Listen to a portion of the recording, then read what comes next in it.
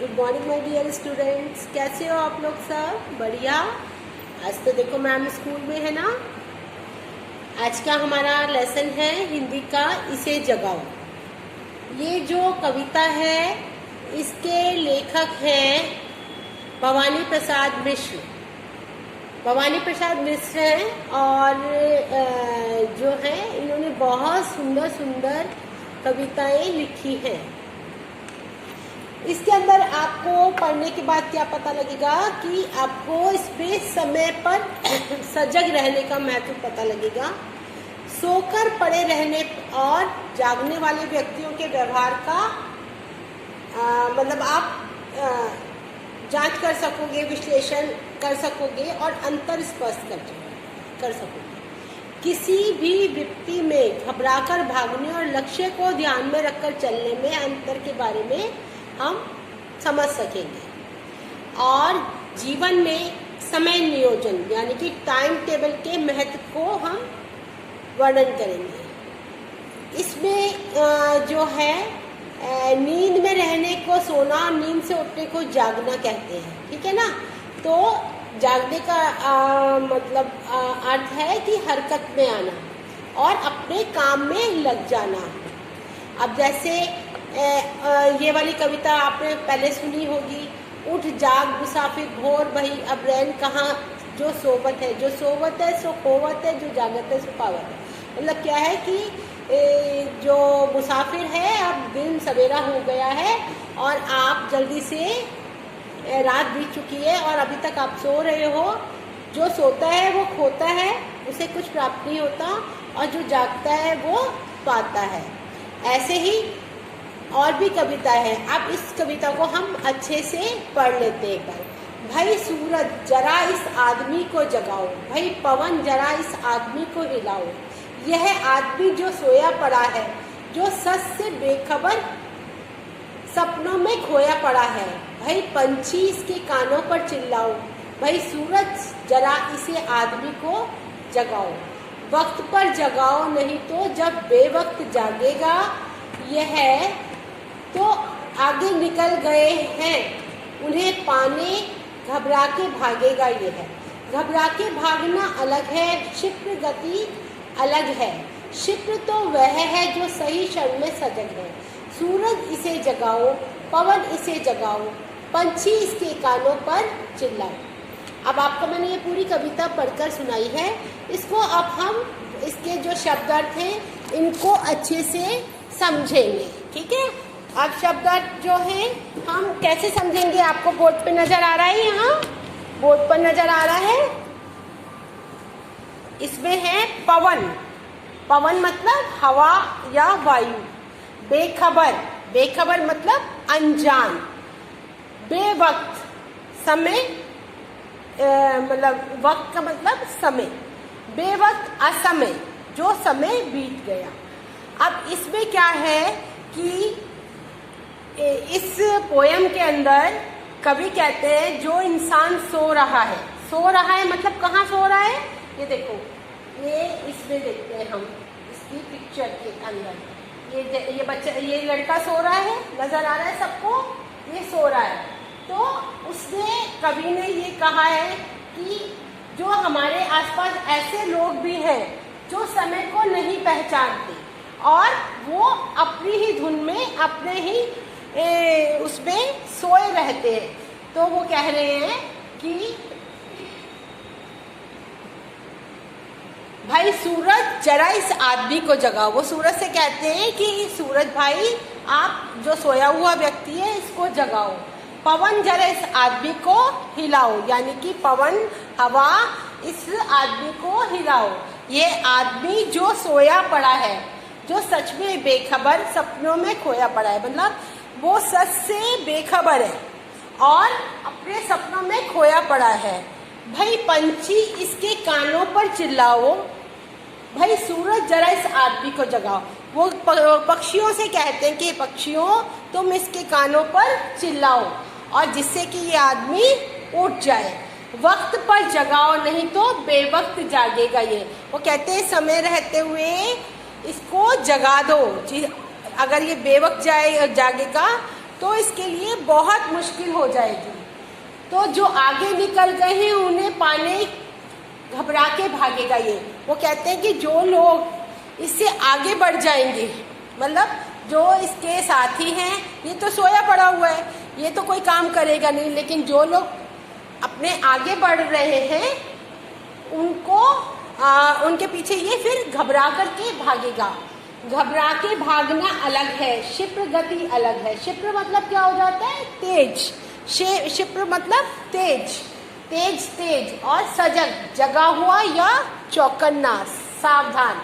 तो घबरा के भागना अलग है, क्षिप्र गति अलग है। क्षिप्र तो वह है जो सही क्षण में सजग है, मतलब कि एक घबरा के भागना अलग चीज होती है और क्षिप्र गति से तेजी से भागना अलग चीज होती है। और क्षिप्र तो वही है, मतलब तेज तो वही है जो कि सही क्षण में सजग है, मतलब कि जो सही समय के अंदर या समय पर जागा हुआ है। सूरज इसे जगाओ, पवन इसे जगाओ, पंछी इसके कानों पर चिल्लाओ। फिर वो कहते हैं कि सूरज इसे जगाओ, पवन इसे जगाओ, पंछी इसके कानों पर चिल्लाओ। ये आपको बहुत छोटी सी कविता है, कोई मुश्किल कुछ भी नहीं है, बहुत सुंदर सी कविता है। इसको आपने ध्यान से सुनना है, इसके शब्दों में ही सारा अर्थ है, ठीक है। उसके बाद हम जो चलते हैं कि इसमें क्या क्या है, एक्सरसाइज में क्या क्या करना है। ये देखो, ये मैंने आपको पिक्चर अभी दिखाई, इसको आपको मैंने ये सारा पूरा पहले ही समझा दिया, ये सारा इस तरीके से, ठीक है। वो कहते हैं हमारे आसपास ऐसे बहुत से लोग हैं जो समय के सच को नहीं पहचानते, उसके साथ ना ही वो चलते हैं और एक हवाई किले बनाते रहते हैं। दरअसल वे लोग आंखें खुली होते हुए भी सोए हुए व्यक्ति के समान हैं।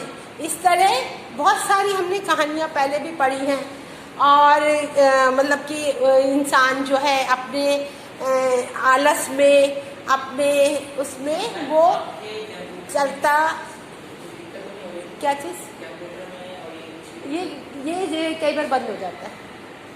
हाँ हाँ हाँ, मेरे वो आपस में ख्याली पुलाव बनाए रहते हैं। ऐसे ही आपने वो देखा था पहले, मुंगेरी लाल के हसीन सपने, पहले आता था ना, एक सीरियल आता था। वो अपने सपनों में सोया सोया सपनों में ही, ख्यालों में ही सब कुछ काम करता रहता है, ठीक है, और वो जागता नहीं है, ठीक है। इसको मैंने आपको कंप्लीट करा दिया है। इसके बाद हम अब इसकी एक्सरसाइज करेंगे, जैसे कि इसमें निम्नलिखित सूचियों को ध्यान में देखिए। एक के शब्दों की सूची दो के समानार्थी शब्दों से मिलान कीजिए। मतलब जैसे आग है, आग इसमें कौन सा ऐसा है, देखो आग क्या होती है, पावक और अग्नि। फूल, पुष्प, सुमन, कुसुम। कपड़ा, कपड़ा, पट, वस्त्र, वीर। चीर, बेटा, बेटा कौन सा होगा, सुत, तनय, पुत्र। पानी, जल, वारी, अंबु। आकाश, नभ, गगन, व्योम। पेड़, पेड़ में कौन सा आया, ध्रुव, विटप, वृक्ष। इसकी मैचिंग करनी है आपको, कॉलम को मिलाना है। अब इसके इन शब्दों के और भी पर्यायवाची ढूंढिए। पुष्प, पुष्प का क्या होता है, पुष्प का आपका हो गया जो है फूल।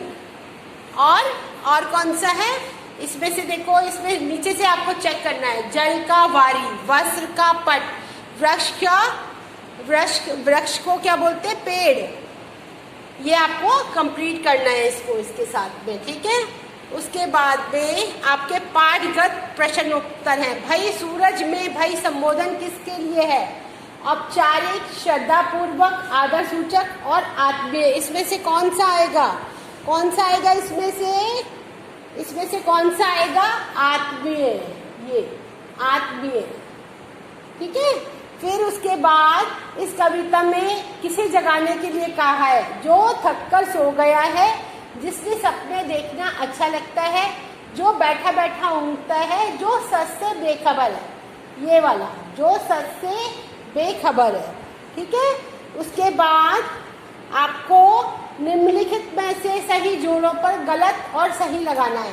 पक्षी क्या है, पक्षी जागते हैं ना, पक्षी जगाना, हवा हिलाना, ये सही है, ये सही है।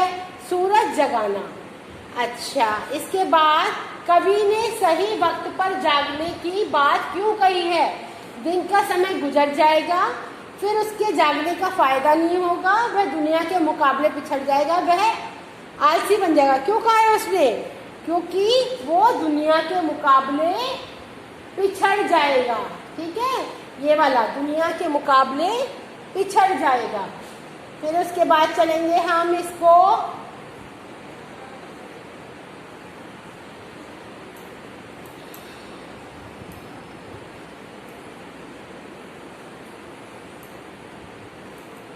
अब इसके हम क्वेश्चन आंसर कर लेते हैं। इसके क्वेश्चन आंसर क्या है ये वाले, इसको मैं अभी आपको करा देती हूँ।